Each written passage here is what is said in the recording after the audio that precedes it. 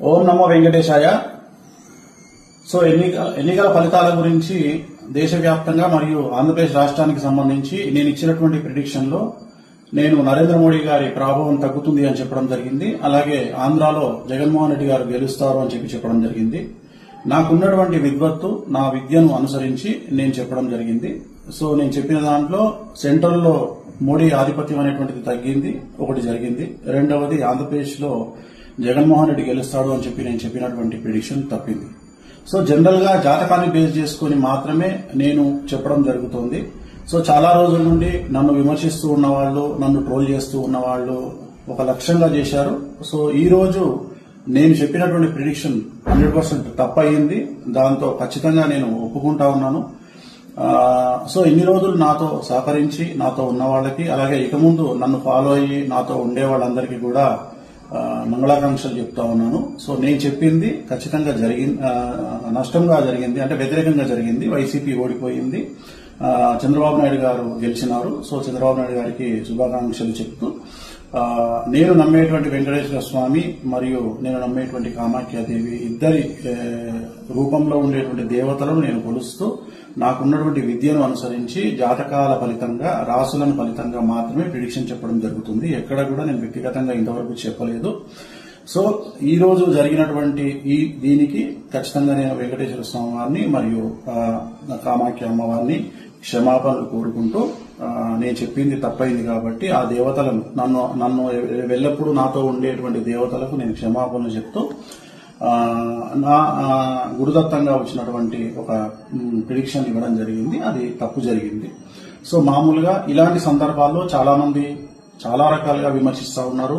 Already నన్ను విపరీతంగా troll చేస్తా ఉన్నారు, విమర్శిస్తా ఉన్నారు. సో దాన్ని నేనేం ఆపలేను, ఎందుకంటే నేనేం భగవంతుని కాదు. నేను చెప్పినటువంటి ప్రిడిక్షన్ 90% జరిగింది. సో మిగతా ప్రిడిక్షన్లన్నీ మీరు చెక్ చేసుకుంటే ఖచ్చితంగా మీకు తెలుస్తుంది నన్ను ఫాలో అయ్యేవాళ్ళు.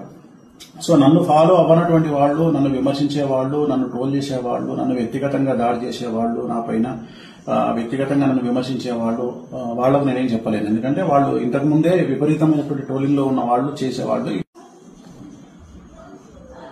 సో నాకు సంబంధించినంత వరకు నేను మనస్ఫూర్తిగా జాతకాలు మాత్రమే చెప్పడం జరిగింది. ఎక్కడ నేను వ్యక్తిగతమైనటువంటి అభిప్రాయాలు జరిగిపోలేదు.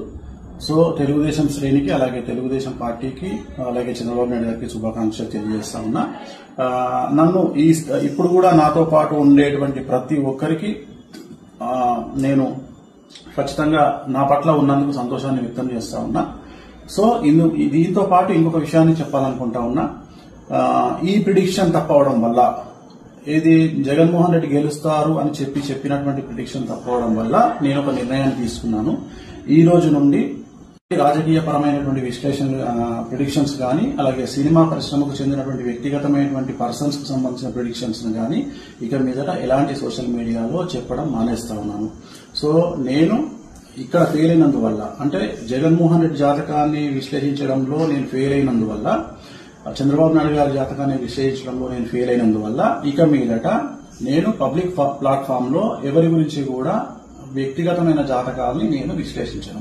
క్రికెట్ కు సంబంధించి కానీ, అలాగే రాజకీయ నాయకులకు సంబంధించి కానీ, అలాగే సెలబ్రిటీలకు సంబంధించి కానీ, ఎవరి గురించి కానీ వ్యక్తిగతమైనటువంటి జాతకాలు విశ్లేషించను అనేటువంటిది నేను నిర్ణయం తీసుకున్నాను. సో ఇక ట్రోల్ చేసే వాళ్ళ బాధ్యత మీ ఇష్టము, దాన్ని నేను ఆపలేను. సో ఖచ్చితంగా ట్రోలింగ్ అనేది జరుగుతూ ఉంది. బట్ నన్ను ఆదరించే వాళ్ళు, నన్ను నమ్మేవాళ్ళు, నా ఫాలోవర్స్ మాత్రం నాకు అండగా ఉన్నందుకు వాళ్లకు నా మంగళాకాంక్షలు తెలియజేస్తూ ఓం నమో వెంకటేశాయ.